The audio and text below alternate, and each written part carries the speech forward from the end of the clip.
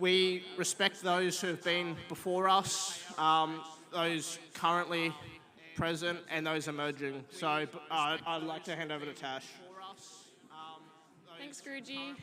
So as Guruji mentioned, I'm here with our incredible AYFICE team, so we're the Australian Youth for International Climate Engagement. And we basically work to bridge the gap between youth voices and frontline communities and multilateral climate conferences such as this and big decision-making spaces. Today we're going to be talking about our project that we were running this year called Oceania Climate Stories. So as we are all aware, every year communities in Australia and Oceania more broadly face fires and floods and rising sea levels and a host of climate impacts. And for a lot of young people, these are very formative experiences with very lasting impacts. And the youth voices that we have in Oceania are very diverse and they're very important, and they're informed by a multitude of experiences that you'll hear about today. And Oceania Climate Stories, which you'll see on some of the seats that you can have a read about, is a collection of many different youth voices from around Oceania, from a lot of frontline communities. So we're very lucky to have some of our youth here today, all the way from Australia. And first up, Daniela, if you'd like to introduce yourself and your story. Ooh, yeah, awesome. Hi, I'm Daniela, and ultimately I'm working towards seeing a more equitable and sustainable future. I have a background in conservation biology, ecology, and earth sciences, and I did that to try and inform myself of the world around me and its processes. And I'm passionate about the effective implementation of science in policy, using it to inform people and practices, and also very passionate about meaningful and effective communication of climate change and science generally. And I'm really looking forward to sharing my story. Video? Hi everyone, my name is Max. I'm from Melbourne, I'm 26. I'm a researcher at the University of Oxford, and I research climate policy, and I've also done some work in the Pacific. Hello everyone, thank you for joining me today. My name is Yoreen, and Yoreen is a Banaban youth advocate and community workers from the Banaban Human Rights Defender. Yeah, and thanks to meet you guys. Hello everyone, my name is Kubakwashe Matangira. I'm a human rights activist and I work at the intersection of child rights and climate change. I'm really excited to be here today. Hello everyone, I'm Guruji Wagner from far north Queensland, so a proud Yidinji man. Currently at Melbourne University studying mechanical engineering and looking at the transition between fossil fuels into more sustainable renewable energy sources. Hi everyone, my name's Angelica and I am a Greek-Australian youth climate and nature advocate from Melbourne, but my family are from a beautiful island in Greece called Chios. And I'm from AYFICE, Australian Youth for International Climate Engagement, so been working with Tash and the team coordinating Oceania Climate Stories over this past year. And I'll be emceeing the event today. But yeah, Daniela, do you want to quickly, we're about to show your video, which you graciously shared with us, and if you've had a chance to have a look through the Oceania Climate Stories booklet, they're floating around in the audience. Daniela, do you want to kind of give us a bit of an introduction before we show everyone the video that you shared with us? Yes, absolutely. So it's quite serendipitous when I saw the call out for the Oceania Climate Stories that I found a diary, actually, with only one entry from when I was 10 years old during the 2009 Black Saturday bushfires. So I thought that would have been a perfect story to recount and really special. Go 10-year-old me for writing that down to see the impacts of a very natural event for the Australian landscape. I mean, the Australian landscape is characterised by fire, but just the degree and extent in which we are experiencing it now is quite scary and quite extreme, and seeing a child's perspective from that experience, I think, hopefully is quite special, and I put together a video for you to see that. So I hope you enjoy and use this opportunity to reflect. No, you can play the video, yeah, thanks.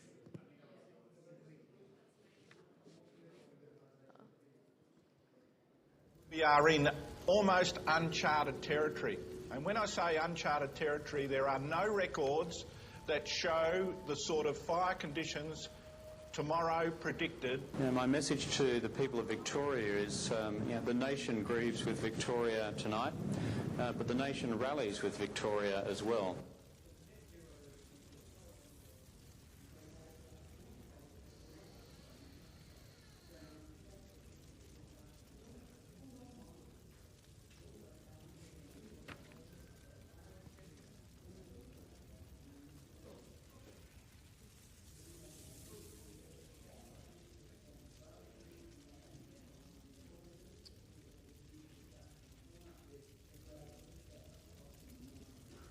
Date, 15th of February 2009. Dear Book, it has been a terrible last 8 days. On Saturday, last, it reached 45.8 degrees, the hottest day on record since the 1800s. I and my family stayed at our auntie's air-conditioned house for the night, but Mum and Dad didn't sleep over. At around 1-ish, during the day, bushfires started. The whole sky was brown and grey, and the air was polluted with the smell of smoke. When I woke up, after Vicky's house, it rained for 10 seconds. I'm serious. Mum and Dad picked us up. Meanwhile, the bushfires were growing, houses being destroyed, people being killed, power going out. The death toll was about 36. I could barely sleep. I kept thinking about those poor people. I think there were about 9 fires going on at different locations. The next day, fires grow, and I had found out that 2 joined into one big one. The death toll had jumped to 75, and a family of 6 in a car had died. On Monday, at school, they'd started selling ducks for $2, which will go to the fires. We talked about it, and me, Ella, and Ellie had talked about having a free dress day and bring $2 for the fires. On Tuesday, I bought 2 ducks, one from my own money and one from Mum and Dad.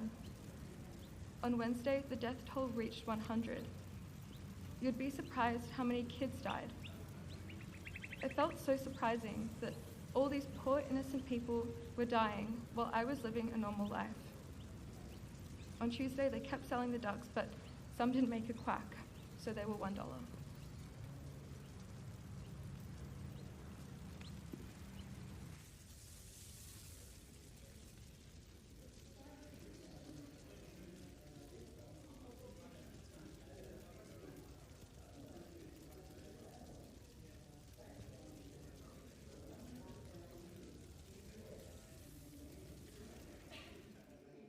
Communicate to the rest of Australia what your personal thoughts and feelings were when you visited those areas? Not really.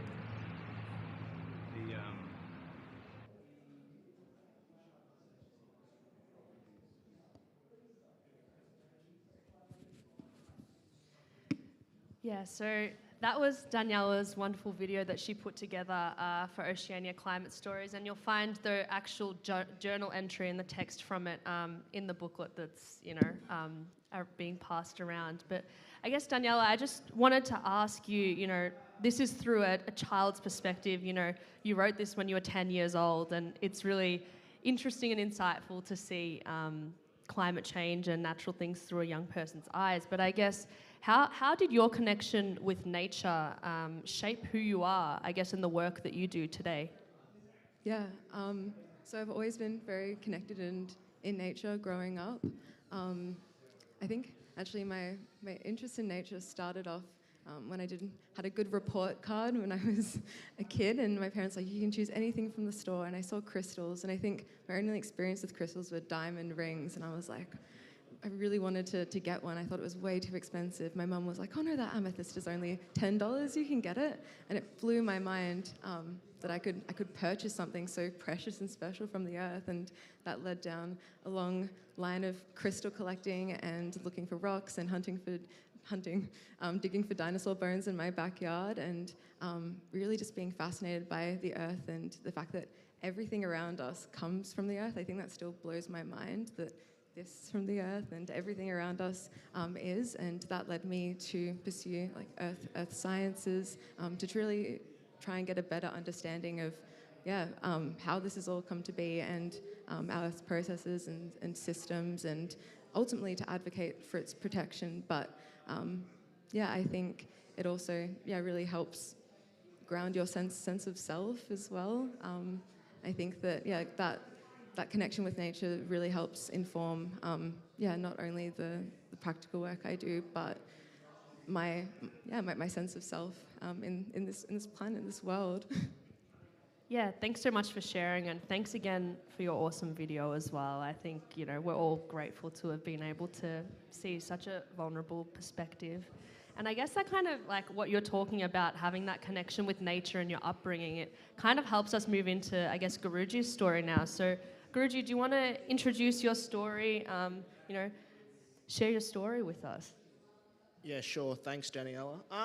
So pretty much for me, growing up, and why I think I've alleviated this as a platform, I'm from far north Queensland, the northeast coast of Australia, and for me, I suppose what's been really significant, and which I will touch on, but is the Great Barrier Reef, one of the 7 natural wonders of the planet, which is slowly not being so great. So I think for me, that's where I've really enticed and wanted to focus on. And from an Indigenous perspective, which I've said in the first page of my journal, is pretty much the effects of climate change compound historical injustices, and disrupt cultural and spiritual connections to country that are central and fundamental to health and well-being of our community and our lands. So what I have established from this is climate change isn't just an environmental issue, it's a health issue, it's a human rights issue, and pretty much it's an Indigenous issue. So more or less from my perspective anyway, at the moment, which we see from climate change is the effects pretty much to the coral bleaching. And I study mechanical engineering, so I'm not a biologist, and I couldn't really tell you like exactly what's happening, but it is noticeable. And what I understand from coral bleaching is the symbiotic algae, which is being presented in these corals due to rising sea temperatures, which is crucial to keep under 1.5 degrees, which we're all pushing for at the moment. As the oceans are getting more warmer, this is pretty much dispersing all the algae, which gives them their natural colours. So it's pretty much going white, as we can see. And pretty much in turn, that impacts predator-prey relationship. And then not just through that relationship as well, how, for sustainability, how does that look if predator-prey relationship is out and we're taking more than what we need, and then those fish aren't reproducing? How does that look? So what I've noticed especially is there's a magnitude of factors, but in particularly overfishing and overpopulation, and the effects of globalisation, which is significantly impacting what we call home. So.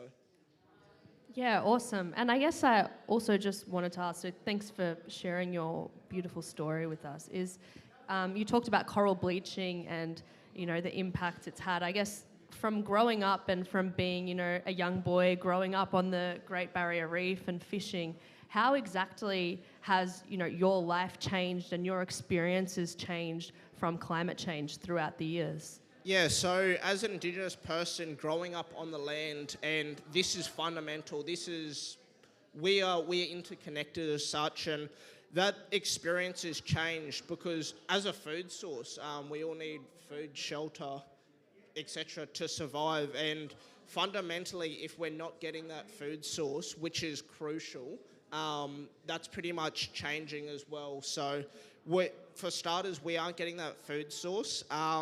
And pretty much, it's not just that as well. In turn today, like pretty much from a far north Queensland perspective as well, the Great Barrier Reef is pretty much the major contributor to the economy, so we aren't getting that as well. And if we don't have a reef, we don't have, the economy is not producing, how's that sustainable, etc. Yeah, so if that answers your question. Yeah, no, absolutely does. Yeah. Yeah, go Max.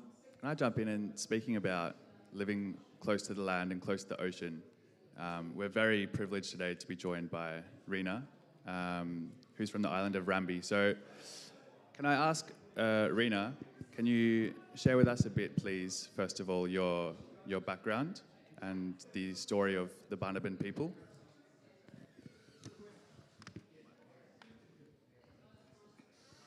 Yeah, I'm here to talk about the history of my people, Banaba.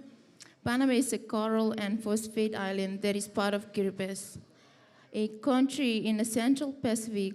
Banaba has fascinating and heartbreaking history that involves colonialism, exploitation, displacement, and resilience.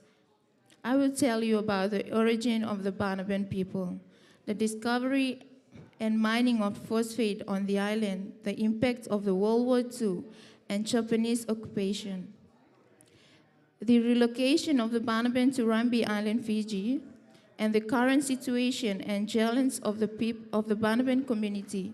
I hope by the end of this, you will have a better understanding and appreciation of the history and culture of Banaban and the issue that they face today. Australia plays an important role in our displacement as a main stakeholders of the phosphate company. I am the fourth generation Banaban born in Rambi, Fiji, and I have not seen our ancestral. Thank you.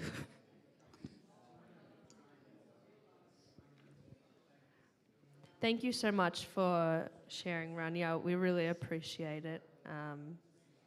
That's okay.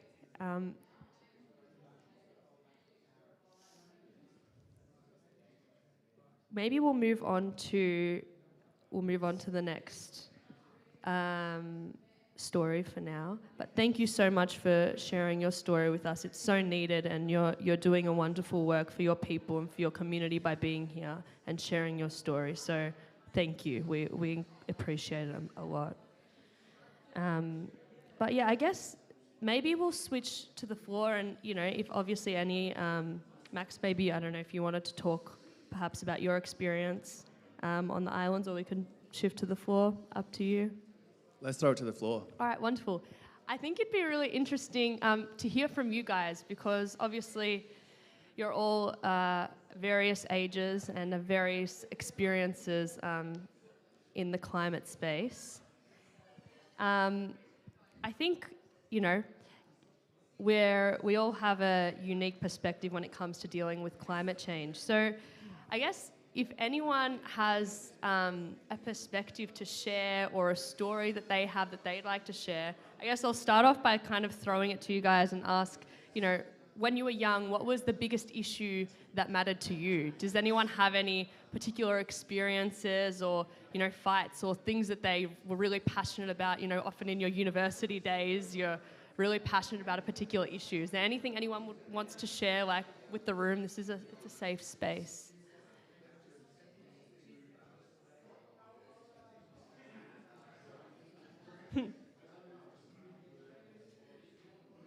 If not, oh, wonderful. Hello. Yeah, it was really interesting. Thank you for all sharing your stories, because I know how hard that is sometimes when you're really passionate about something and you want to get your voice out there.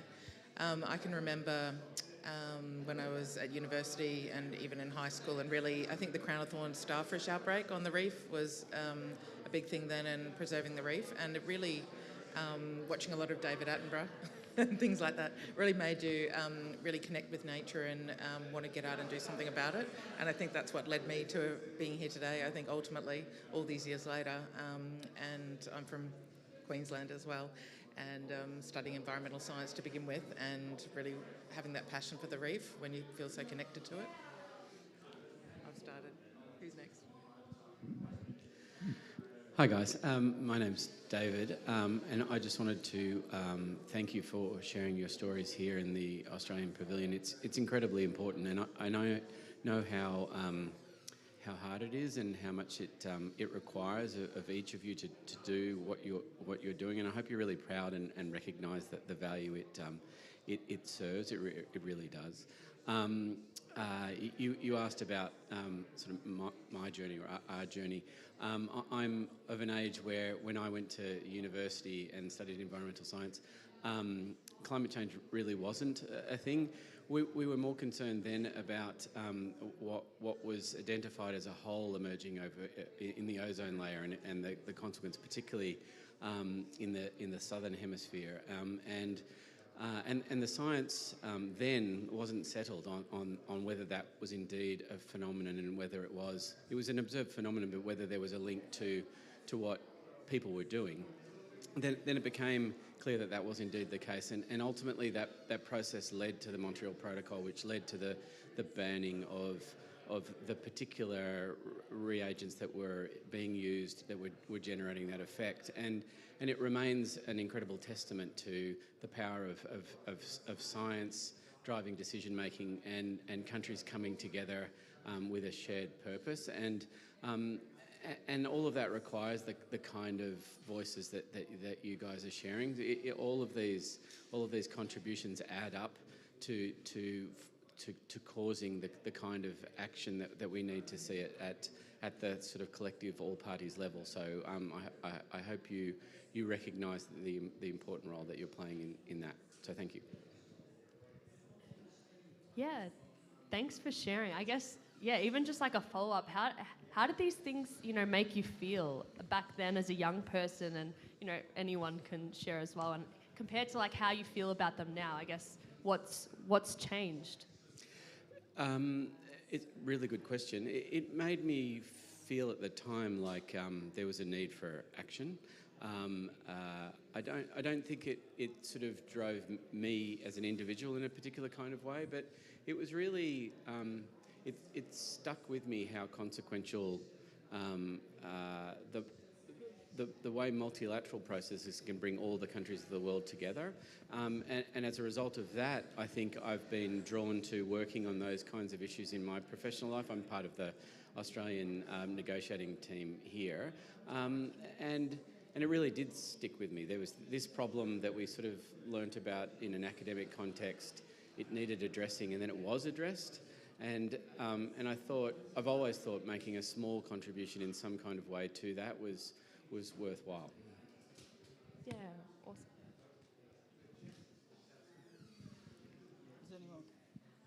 Hello, thank you all for coming and sharing the stories. I just had a quick look at the booklet, but it's not just because you're young and you feel anger, you feel despair. I think right through it. Again, of a particular vintage, being taught about the greenhouse effect, like in year 10, science classes, and again, that kind of sense within again, it's not enough, but it's still within a really kind of, in the theory of history of the changes of understanding the fact that there are so many people together. It's kind of profound from feeling like you're learning and understanding. But then I think the difference is, and just sort of you're hearing your story from the fires, like for us in Australia, I grew up also around the Gold Coast area, and in the fires that we had, it was like 3 years ago now, we're up on the Lamington National Park, and it's subtropical rainforest, and there's a fire there, All these places that, you hold special or you think are safe, and they're not safe. And it's a really hard thing to deal with. So I just thank you all for being able to talk about it. And it sort of, together, I always feel like, you know, it gives you some hope, but it's still really hard. So thank you. Yeah, absolutely. And thank you guys for sharing as well. Like this is a conversation, it's a dialogue, you know, we all feel the impacts of climate change every day, and it manifests in different ways for all of us. So yeah, we encourage you guys to, you know, be part of this dialogue and this broader conversation as well. And thank you all for being here and for sharing your stories too. And I guess like we wanted to transition from, you know, first-hand experiences and stories, and, you know, young people especially. Yes, we're victims, but that's not all we are. We also hold the solutions because we have incredibly unique perspectives in dealing with these crises. You know, by virtue of being young and not having, you know, been brought up in the institutions or having been part of them for decades, like older generations. And so, I think it'd be really interesting to hear a bit more about, you know, as young people, how we can lead the way and what unique thoughts and perspectives we have that we can bring to the solutions table, I guess. So, yeah, maybe Max, did you want to kind of discuss some thoughts about intergenerational justice and maybe the ethics of everything as well? I think before that, I want to circle back and what can youth do and what do we want? One big thing is youth are always involved in climate action. If you look at any poll, the young people are always demanding more of our leaders and show higher ambition. And Tash, if you could flick to the pictures from Rambi. We have pictures here taken on Rambi Island, which is where Rena is from. And so Rena, would you be able to describe these photos for us, please, and tell the story about what's happening in these pictures? Yeah, according to these pictures, I've been in this exhibition. This is where our costume where we're going to maintain our culture. It's all made from bandanas leaf, where our ancestors used to sew. On the first relocation is no justice. It's about how our ancestral been relocated to another place, where we are now, this fourth generation, where we faced discrimination and all. So, yeah. And what do you think the young people in Rambi, in the Barnaban community, what do they want for the future? As a young generation, like from my own experience, I like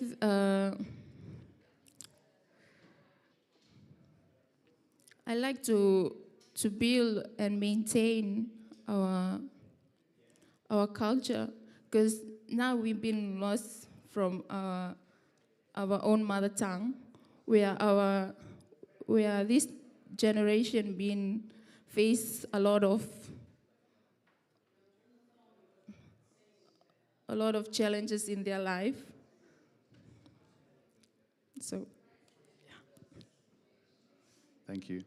Yeah, I hope like everyone can see in this room how powerful these stories are. And it's not taught in the Australian curriculum, but the island of Banaba is in the middle of the Pacific Ocean in modern-day Kiribati, and was scraped for decades for phosphate, which was then spread across Australian soils in Victoria and New South Wales. And so if you ate a vegetable that was grown in Victoria through the 1960s, 70s, 80s, it was most likely grown with phosphate from Banaba, which is where Rena's ancestors were driven from.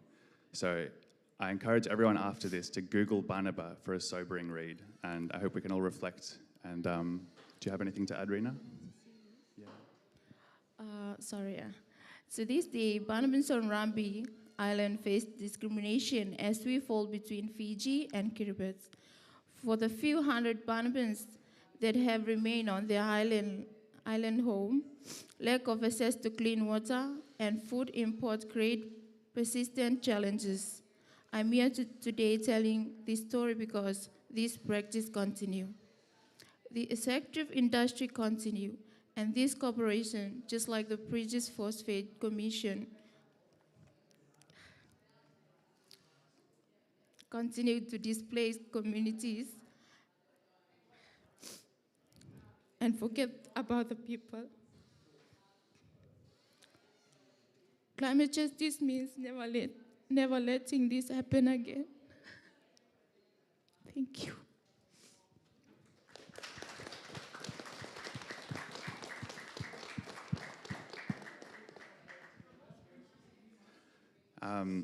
And putting climate justice into practice means adjusting our philosophy on how we view young people and intergenerational justice as well. We're all young people sitting up here, and for too long we've borrowed from the future, we've colonized the future, and we act as if there's nobody there. Our financial systems, our political systems, our business systems systematically shift costs onto future generations, and this can't go on.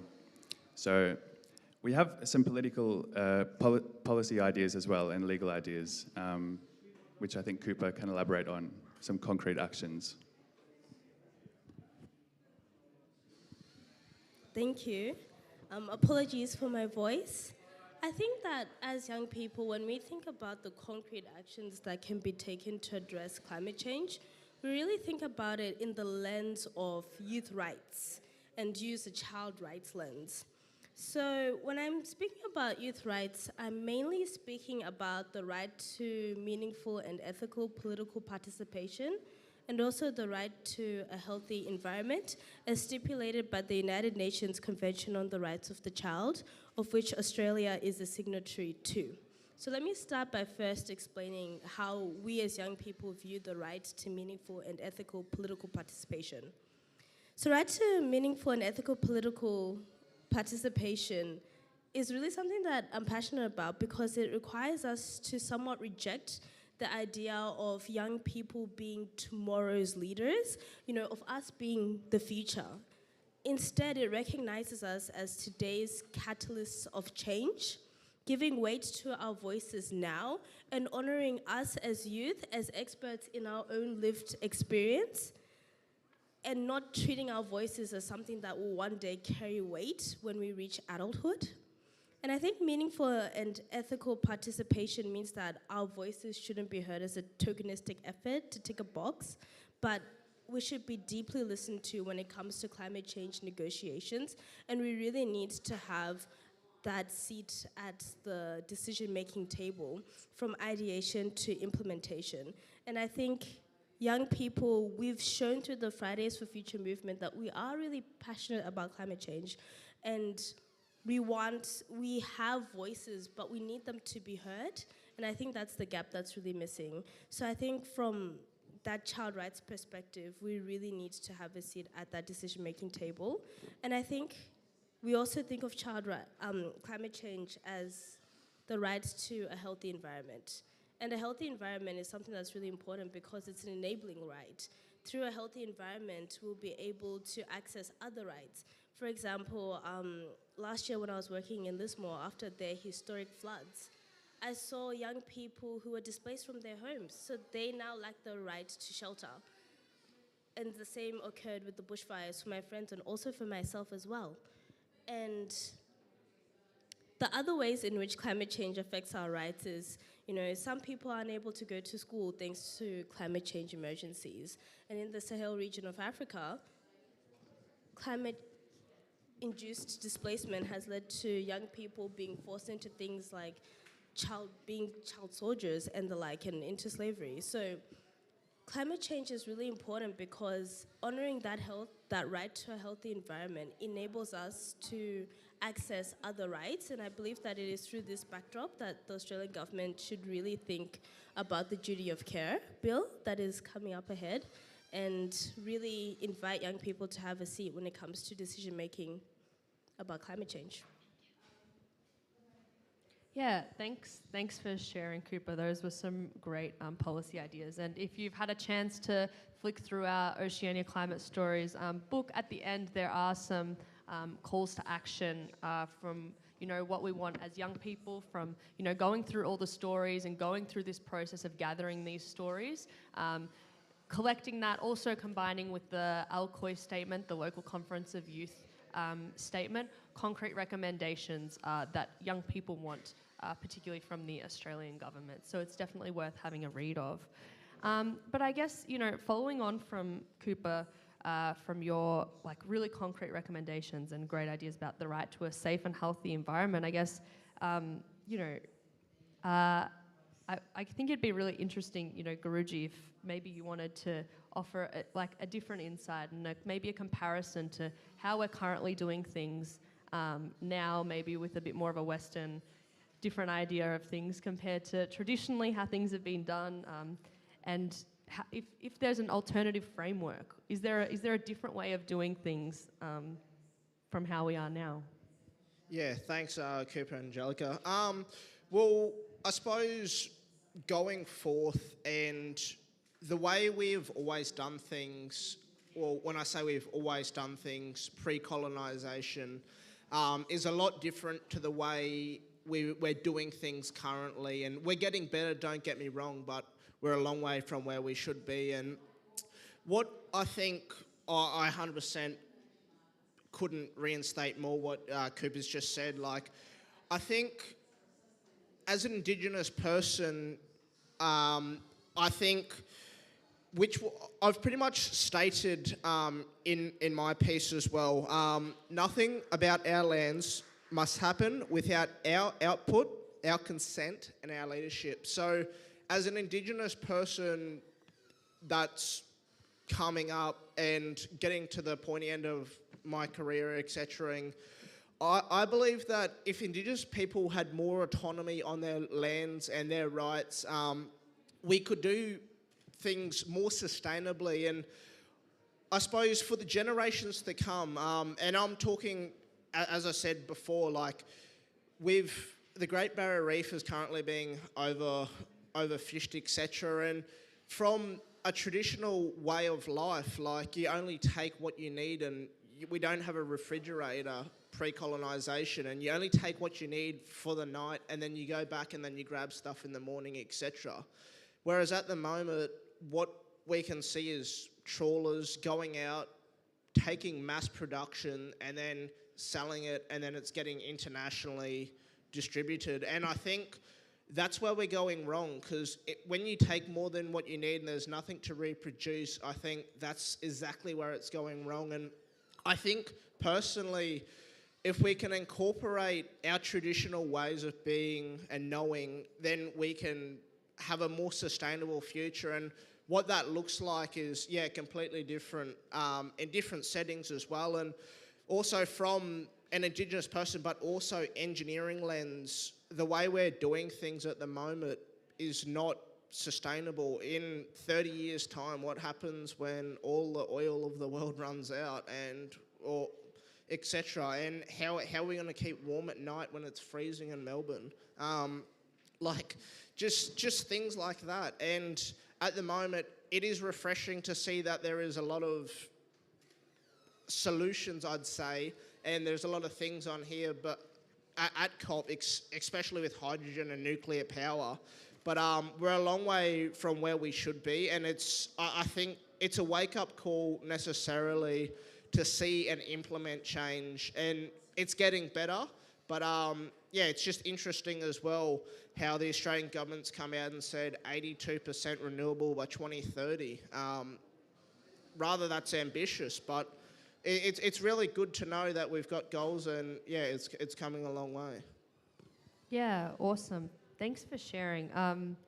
And I guess maybe Rena, if you wanted to share, from a Pacific point of view, are there any specific ideas or proposals that you think could be implemented to include youth or local communities and Pacific communities in, I guess, changing the framework of how things are currently done?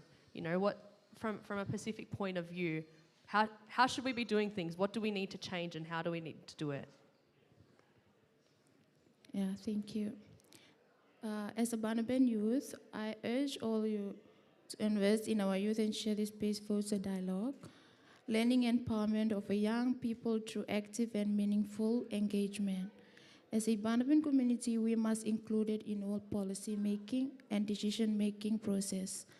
We need to be at the table with government and civil society, representative human rights advocates, environment experts, policy making, and development partners in order to ensure that our rights and our future are protected. On Rambi Island, we do not have youth programs in place which foster device pathway and growth within our young people.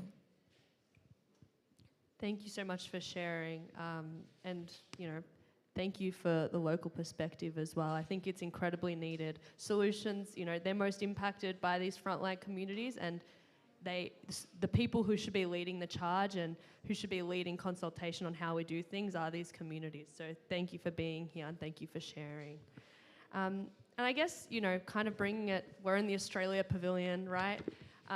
Bringing it to like a broader Australia sense, I think it's really interesting to think about what we can do in Australia and in our everyday lives, and hate to turn climate change into an individual action issue because it's not purely an individual action issue. But yeah, is there anyone who has some thoughts maybe on what we can do in our everyday lives? Daniela's done some really awesome work on art in her life. So perhaps you want to share, or if anyone else wants to add anything as well. Yeah, sure. Just prompted from the art comment there. I'm part of a group in Melbourne called Climb Art, which talks about climate change and policy and science behind climate change and environmental matters through different artistic mediums. And I think, we look at the science behind climate change, and it can be very overwhelming and often very difficult to access and interpret. I think that's a broader issue around science, education, communication, and literacy. But art is actually a great tool to communicate these matters, and it can be done in ways you'd never expect or think about.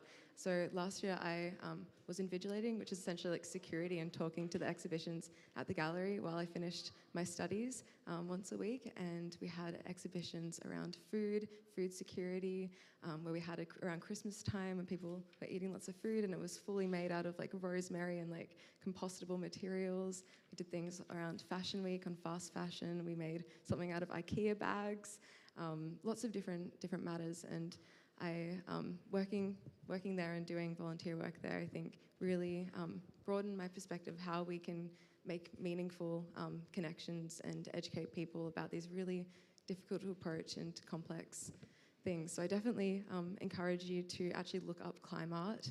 I think visualizing the art itself is a lot better than me talking about it, but it doesn't just have to be in a gallery space. It can be in your papers, it can be in your outreach materials, it can be in policy. I think artists in policy, is a great idea.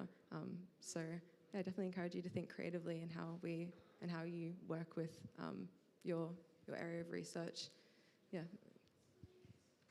Yeah, exactly, and we need holistic solutions, as you said, in every sector, in every job. There's something that can be done.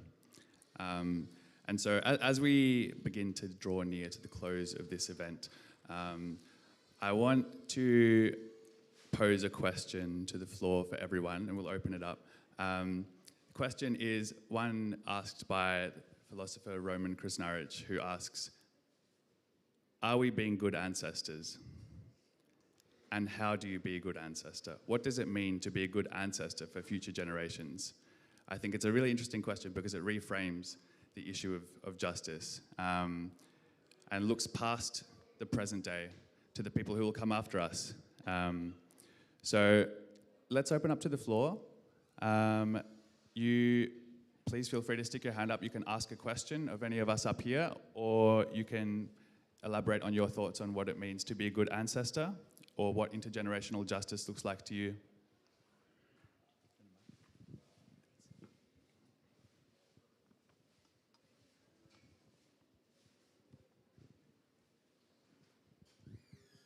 Hello, hi.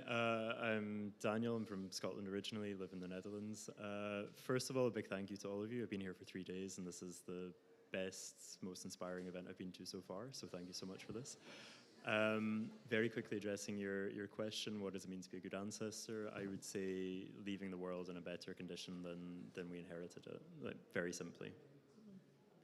But yeah, interested to see if anybody can expand on that. It's not very nuanced, but yeah.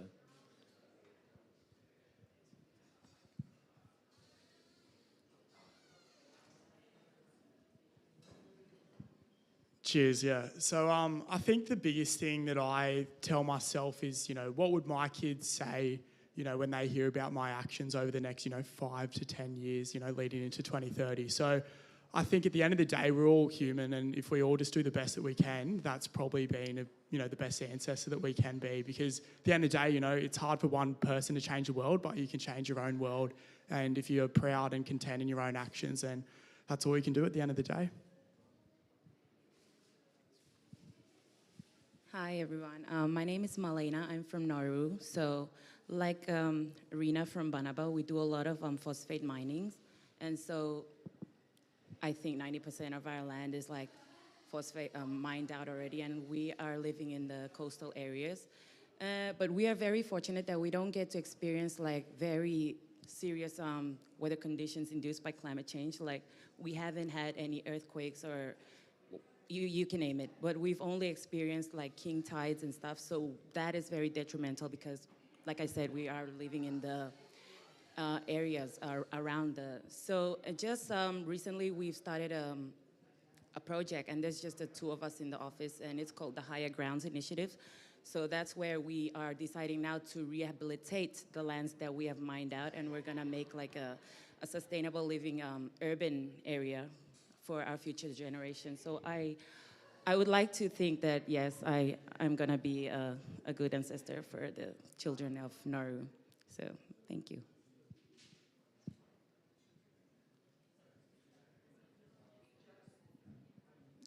Good afternoon. My name is Alkali. I'm from the Gambia. We are working in an organization in which we do more of tree planting, afforestation, knowing that our forest is gradually going away. What I believe that will make me a good ancestor is to leave the world the way we found it, like the environment. If we are cutting down trees, we are causing more harm than good to the environment, then we are not going to be good ancestors. But the way we stop cutting down trees and we plant more trees, then we are leaving the environment the way we found it, we will be projected as good ancestors. Thank you.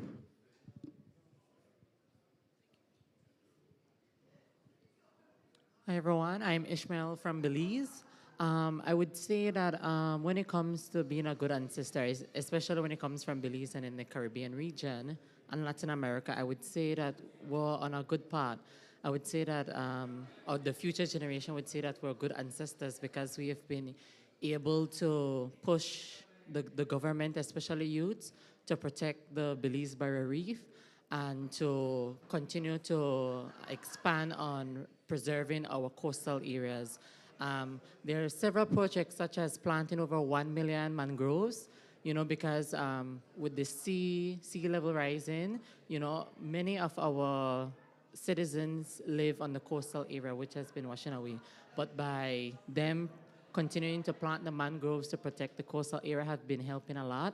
And I think we will be good ancestors, especially in the Caribbean, because Belize is leading within the Caribbean when it comes to fighting climate change and taking real action, such as we help to push our government to sign the Blue Bonds Agreement to expand marine reserves, and to not only marine reserve, actually, the forest reserves as well. So we're actually piloting that project not only within the Caribbean, but within the world. So I think we will be good ancestors. Thank you.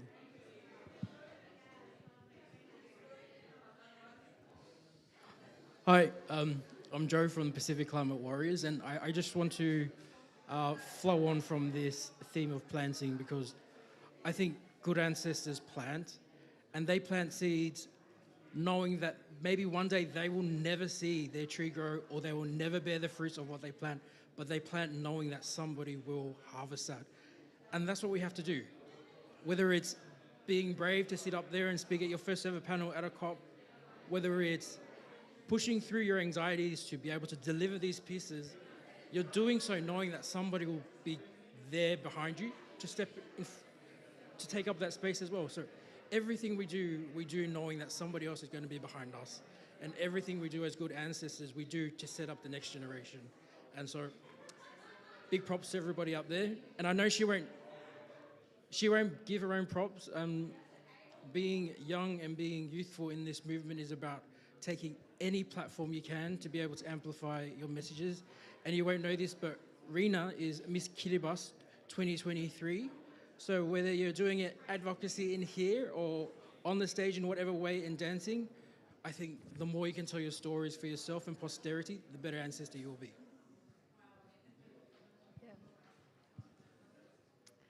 Well, thank you all. Oh, yeah, go.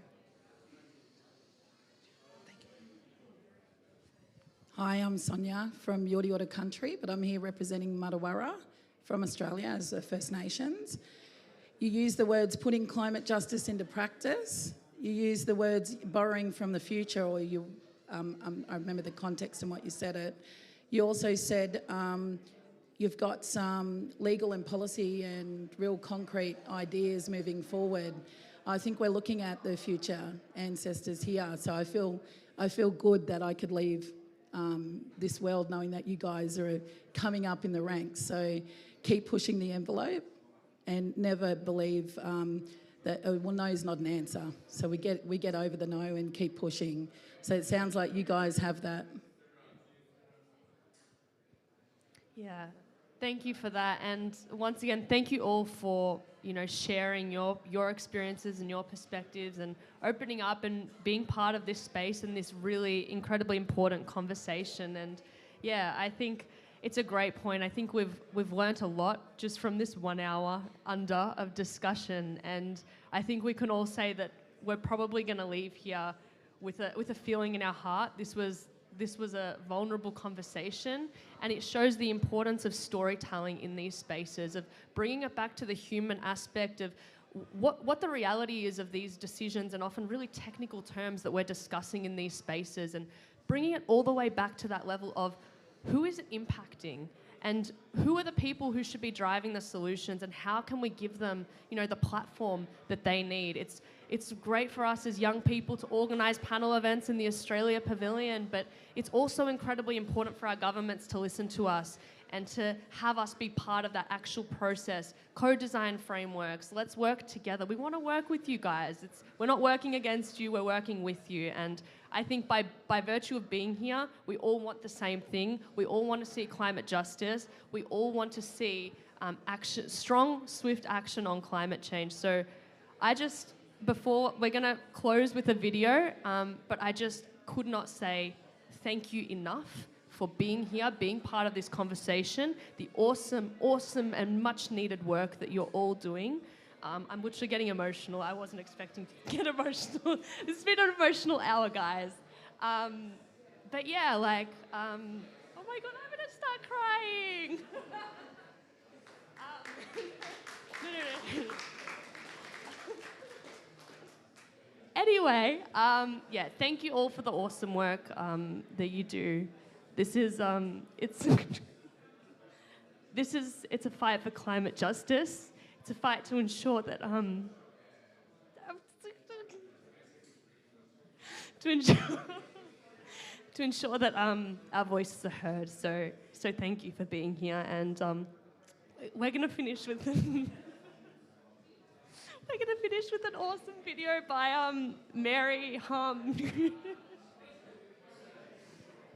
Sorry, guys.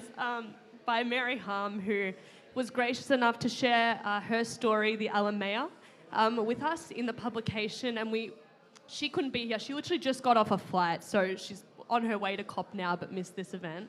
But this is a story that she put together, a video she put together, and her story is in the booklet, so I strongly encourage you to have a look and, yeah, watch the video, meet each other, talk to each other, and let's keep this conversation going. Thank you for coming and thank you for being here.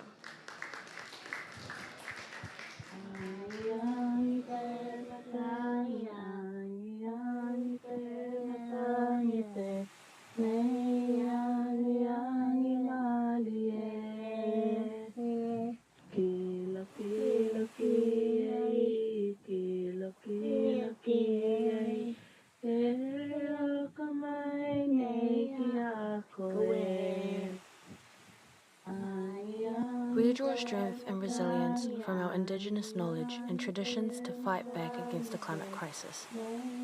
The very same knowledge that was birthed by our forefathers and passed down to us through stories from our elders are the core of our understanding of the world. These stories weave and hold many of us together and reminds us that we are bound together ever so intimately with our ancestral homelands. Stories, like the spaces in between weaving, hold separate entities together. This space, this betweenness, is not empty space, nor is it a space that separates, but one that unifies us as Pacifica people.